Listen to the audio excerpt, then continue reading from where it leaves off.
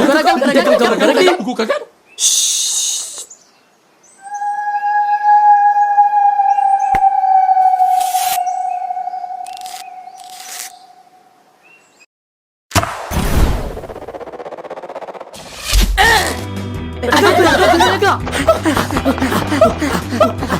Hutan itu tetap membungkam, seolah merahasiakan apapun yang telah terjadi di dalamnya. Di balik lebatnya dedaunan tropis, sebuah struktur kayu berdiri kokoh namun kasar, dibalut oleh ikatan tali rotan, bentuknya menyerupai kurungan besar yang dibangun dengan tangan-tangan yang terbiasa hidup dalam kesunyian. Di dalamnya, tubuh renta Pak Rungkat terkulai, terikat oleh lelah dan luka. Kakinya berdarah, matanya sembab, dan napasnya pendek-pendek. Dia tidak tahu di mana dirinya berada, hanya aroma hutan basah dan suara alam yang mendekapnya dari segala arah. Waktu terasa berhenti dan hanya keheningan yang menemani.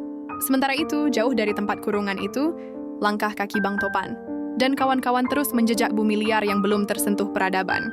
Mereka sudah melewati lembah, sungai kecil, dan celah bebatuan curam. Semua dilalui demi satu tujuan, menemukan Pak Rungkat. Dalam pencarian itu, mereka mulai menyadari bahwa pulau yang mereka anggap kosong ternyata menyimpan kehidupan tersembunyi yang lebih tua dari yang pernah mereka bayangkan. Pohon-pohon berbisik, semak belukar bergerak perlahan, dan kabut tipis menyelimuti setiap jejak mereka. Di sepanjang perjalanan, mereka menemukan tanda-tanda kehadiran manusia lain.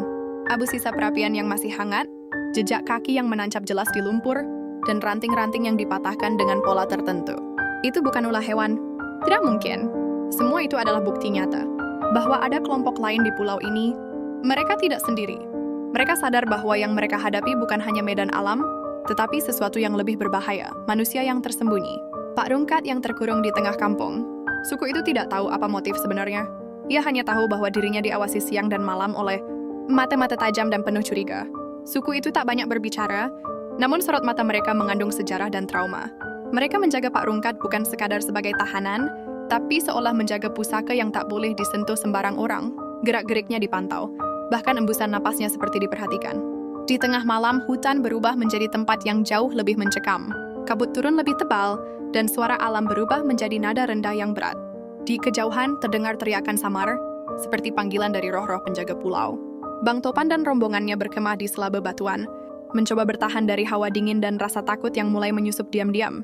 Mereka tahu, semakin dalam mereka menyusuri pulau, semakin besar kemungkinan mereka bertemu dengan apapun yang telah menculik Pak Rungkat.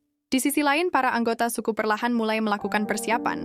Obor dinyalakan, jenderang dipukul dengan ritme perlahan namun tegas. Sebuah upacara sedang disiapkan. Pak Rungkat duduk di dalam kurungan dengan wajah bingung. Ia mencoba mengingat apa yang sebenarnya terjadi. Bagaimana ia bisa terpisah? Mengapa dirinya yang menjadi tawanan? Semua samar. Yang jelas, ia merasa ada sesuatu yang lebih besar sedang berjalan. Seakan dirinya adalah bagian dari teka-teki yang belum bisa ia pecahkan. Hutan mulai menghembuskan kabar. Suara daun bergesekan semakin keras, dan kabut tak kunjung menghilang. Bang Topan dan tim mulai mencium aroma kayu terbakar, berbeda dari biasa. Mereka tahu, itu bukan api alam, melainkan tanda adanya manusia di dekat mereka. Langkah mereka dipercepat. Hati mereka dipenuhi antisipasi. Tapi belum sempat mendekat, suara terompet bambu menggema di udara. Mereka telah ditemukan. Sekelompok pria bertato muncul dari semak, membawa tombak dan wajah dingin tanpa ekspresi. Mereka tidak menyerang, hanya menatap. Entah itu peringatan atau undangan diam-diam ke sesuatu yang lebih dalam. Bang Topan dan tim berdiri terpaku. Tahu bahwa satu gerakan bisa memicu bencana, tapi juga bisa membuka jalan menuju keberadaan Pak Rungkat. Suku itu tidak berbicara dengan bahasa yang bisa dimengerti. Namun gerakan mereka jelas, mereka menunjuk ke utara. Di balik lembah dan sungai, di balik pepohonan tua yang melingkar seperti pelindung kuno. Itulah tempat di mana Pak Rungkat ditahan.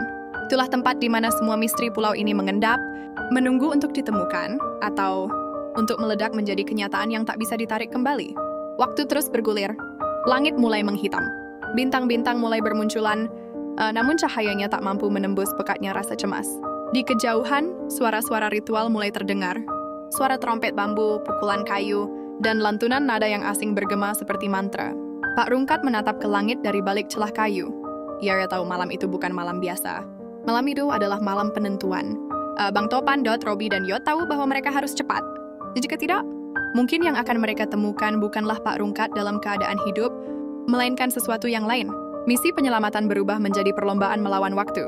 Setiap langkah membawa mereka lebih dekat ke pusat kekuatan yang belum mereka pahami. Namun satu hal pasti, mereka tidak akan mundur. Mereka akan terus maju menembus jantung gelap pulau ini sampai semua kebenaran terungkap.